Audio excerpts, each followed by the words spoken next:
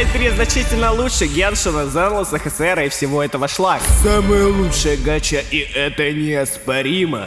Губка Боб, а почему у нее имя как броня из Майнкрафта? Мертвое полушарие отзывов, скажете вы. Но, к сожалению, таких типов реально много, и они мне просто попадаются нафиг на каждом шагу. Но откуда же это все у них пошло?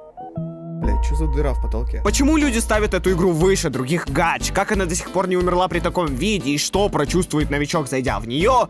То есть я. Узнаете в этом видосе. О, какое качество! Как играть в это? Подскажите. Вот это меню диалога вы видели? Почему они все пишут Абсолют Синема?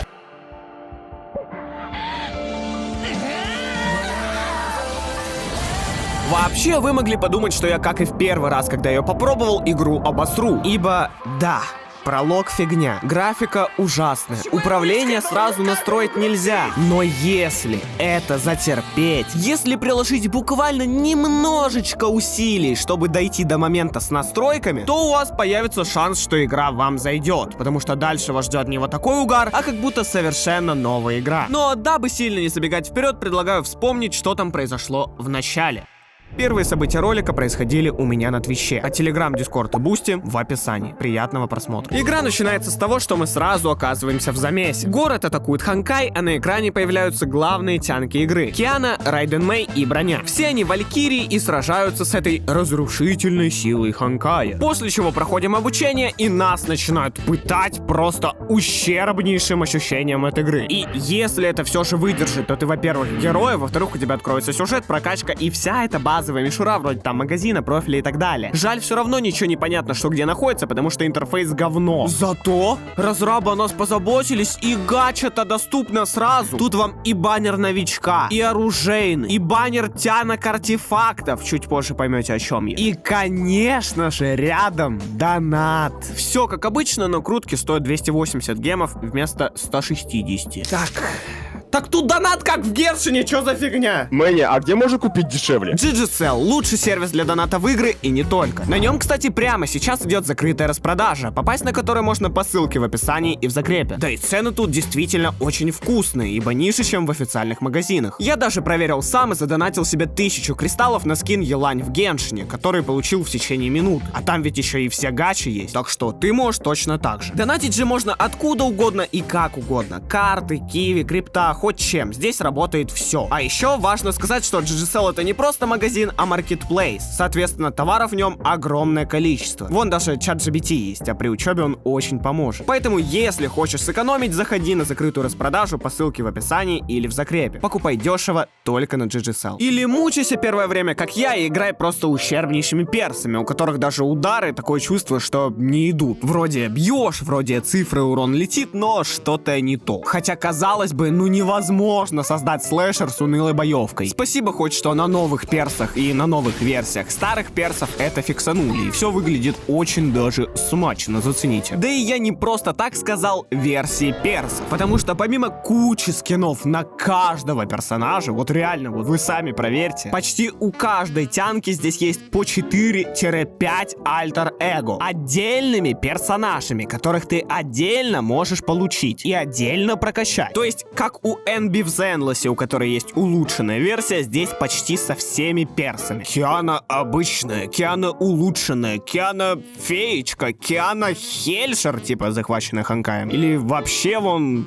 Да это уже, наверное, лишнее. А помимо переборов здесь из минусов нет мужиков. То есть, да, в сюжете есть парочка, не в плане парочка, а в плане парочка. Но чтобы за них прям поиграть, тут такого, к сожалению, нет. И тут я, возможно, выдам непопулярное мнение, но мне как будто плевать. Да и в глаза это бросается не так сильно. Ну подумаешь, там ты не сможешь ассоциировать себя с персом-мужиком. Ну ладно. В этом ничего критичного, как по мне, прям нет. Как и в том, что первые сюжетные левела прям дерьмо. Да, я это изначально показал как что-то ультра ужасное, но на деле ты проходишь эти первые уровни как бы на автопилоте. Бьешь мобов, скипаешь диалоги, мультик. Потом снова бьешь мобов, снова диалоги и снова мультик. Плюс вам никто не запрещает что-то врубить на фон, как я вон смотрел Better Call Saul. Да и радует, что со временем в качестве они росли и свою игру по чуть-чуть, но улучшали. С чем левела становились лучше, боевка, персы, в общем, все, что я перечислил. И еще про сюжет. Я его полностью не прошел, но я прошел довольно далеко. Плюс я примерно уже заспойлерил проспойлерил себе весь лор игры, и это круто, блин, реально круто. А мы наивные думаем, что эти ханкайцы там страдают. Лично у меня вот, когда я вижу у человека скачанный ханкай, я думаю, бля, братан, типа, сочувствую, реально. И они всегда обычно отвечают, типа, да, блин, смотрите, я скачиваю ханкай, типа, ребята, я буду страдать. А они там кайфуют, почему никто об этом не говорит? Лично мне, к слову, последний контент ханкая лучше ХСР кажется, и все об этом молчат. У меня в комментах под видосом про все гачи, где я зашел в нее, ливнул и обосрал, все согласны с моим мнением. Ну ладно, как минимум большинство, но, блин, ребяточки, ханкайцы, вы бы с нами поделились-то инфой. Плюс, не знаю, как у всех, но у меня бывает такое, что играя во что-то, я начинаю смотреть видосы по этой игре. И, отталкиваясь от них, создаю себе видение, жива ли игра или нет. И если там все видосы старые, контента нет и так далее, создается негативный фон, который говорит, да, тут уже делать нечего. А тут, даже при том, что контента и т.д. почти нет, либо он старый, создается не негатив, а такой вайбик, что ты с игрой 1 на 1. Никто не мешает, никто ничего не обсирает, просто играешь в своем темпе и все. А персы, между прочим, до сих пор выходят. Есть всякие рераны на один день и так далее, но сделано это, скорее всего, для того, чтобы просто люди, которые давно играют, выбили всех, кого хотят. Да и прокачка хоть и классическая, не считая стигмат или же тянок артефактов, про которые я говорил, здесь она более сложная, что, например, меня порадовало. Кроме того факта, что там некоторые стигматы можно выбить только в баннерах, что на фоне того же Геншина выглядит прям страшновато. Челы крутят артефакты, задумайтесь. А геншинята еще жалуются, что долго артефакты выбивают, в принципе, как и я. Плюс еще из минусов могу выделить, опять же, ущербный интерфейс. Как человек, который быстро адаптируется к играм, ну или мне так кажется, у меня с ним проблем особо не было. Но чтобы рассказать вот тебе о контенте помимо сюжета, что будет немного позже, я прям вот долго сидя в игре не мог сразу в голове как-то сформулировать структуру того, как это все грамотно пояснить. Зато со временем интерфейс все же запоминается сам по себе, поэтому если пугает только он, поверь, траблов у тебя с ним прям, ну, долгих не будет. А вот с чем могут, это с английским. Вообще, при том, что Вува и Ханкай по сути в близком сеттинге, Sky-Fi, будущее, вот это все, в Вуве используется куча заумных терминов, которые чисто базовым английским реально не понять. Когда в Ханкае все просто и ясно, вот прям понятно сразу же. Да и часто можно понять все и без текста, поэтому париться не стоит. А насчет диалогов могу сказать, что при том, что я их все скипаю, при том, что я изначально относился к сюжету очень предвзято, он действительно прописан и сделан хорошо, признаю. Как человек, который обычно не так сильно обращает внимание на сюжет гачи, могу сказать, что тут мне на него удивительно не плевать. Плюс бонусом я решил сам примерно почитать и проспойлерить себе сюжет, опять же я об этом говорил, ибо это главная часть игры именно в Ханкае, поэтому сказать я о нем что-то обязан. И зная весь контекст, зная предысторию и так далее, катсцены в игре просто офигенные. Чего стоит даже катсцена, которую я вставил в начале видоса, а их там в игре просто огромное количество. Просто, к слову, она у меня вызвала раз в 5 больше эмоций, чем любая катсцена в других гачах, что уверен что-то о игре это явно говорит. Помимо сюжета в игре есть куча бездн, эвенты, кланы как в мобилках, хотя это и есть мобилка, и еще бездны сверху. К счастью, эндгейм в игре хороший. Да и теперь понятно, как игра до сих пор жива. Разрабы максимально удерживают и радуют старичков, а новички так или иначе все равно приходят, вот типа меня. Так как игре есть чему зацепить, и это факт. И чем-то она цепляет лучше других гач. Прочувствовал я это на своем опыте. А люди, ставящие ее выше других гач прям значительно, они просто под впечатлением. Ханкай единственная гача от Хоя, которая навеивает прям такое винтажно-вайбовое впечатление, которое другие гачи дать не могут. Да и сюжет здесь более прямолинейный, то есть более мрачный. Поэтому игра кажется некоторым умникам лучше, даже несмотря на то, что если смотреть объективно, игра значительно хуже более свежих проектов. Стоит ли играть в Ханкай сейчас? Да, если хочешь узнать там фишки, предыстории, лор. Если же прям серьезно, чтобы заменить какую-то гачу условно, то нет, не советую. Лучше присмотреться к более новым проектам Хоя, по которым у меня тоже есть видосы.